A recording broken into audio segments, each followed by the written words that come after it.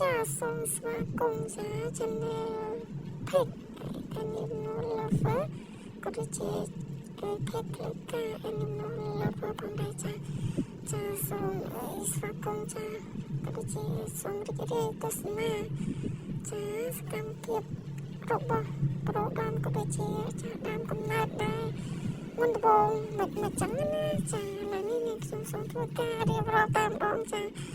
ដើមកំណើតរបស់ប្រូក្រាមចាដើមកំណើតវាហ្នឹងគឺថាពេញអស់10000ចាសុំគេណាសុំគេហើយក៏ឲ្យសេវាគេ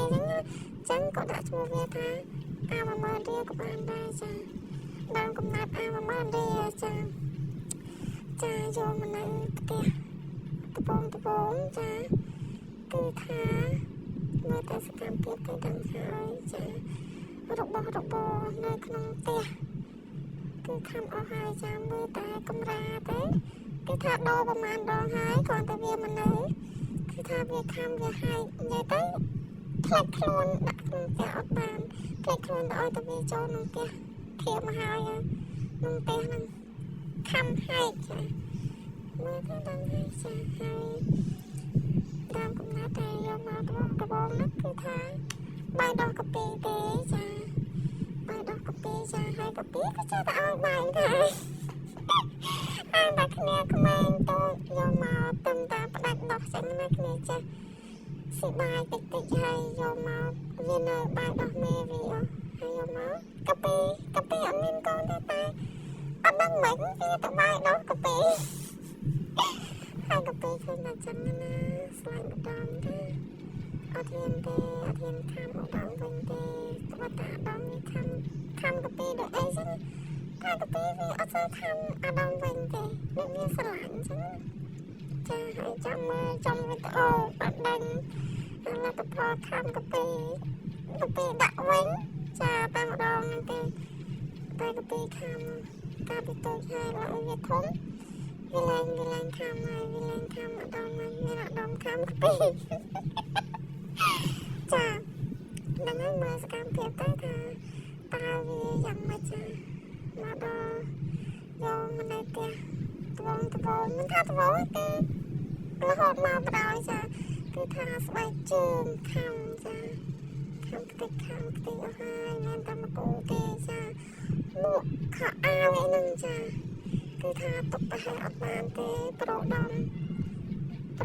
គឺថាខាំហើយជួយអញ្ចឹងនោះពំយកទៅបោះចោលខាងទេហ៎គឺថា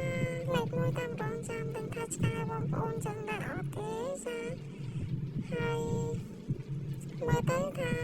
សកម្មភាពវាបែបម៉េចនេះវាលេងជាមួយយើងចាអបកតយចាហើយហៅខំទៅយើងទេចាហើយចកលវាហ្នឹងគឺខ្ញុំឆ្លប់កាត់ឲ្យ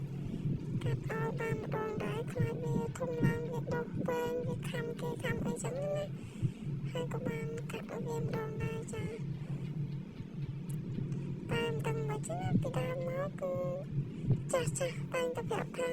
កាត់ចកងវាទៅកុំឲ្យវាធំឡើងវាខំគេខំអីចឹងណាចកងវាសក់ចឹងហើយក៏កាត់តាមគេទៅចាកាត់បានម្ដងដែរហើយបន្ទាប់ពីយកមកនៅបានមួយរយៈហ្នឹងគឺថាពំសម្រាមក៏ដូចជាដុំឈើដុំអីពីក្រៅផ្ទះទៅក្នុងផ្ទះហើយពងាយអស់ហើយក្នុងផ្ទះតែម្ចាស់ផ្ទះចាំតាបោសចាំតាសម្អាតក្រៅវាទៅខូចវាអញ្ចឹងណាចាំតាបោសចាំតាសម្អាតពីខូចវាទៅក្នុងផ្ទះនឹងពោពេញទៅដល់សម្រាមហើយបកាពីវិញសួរអត់សូវចាស់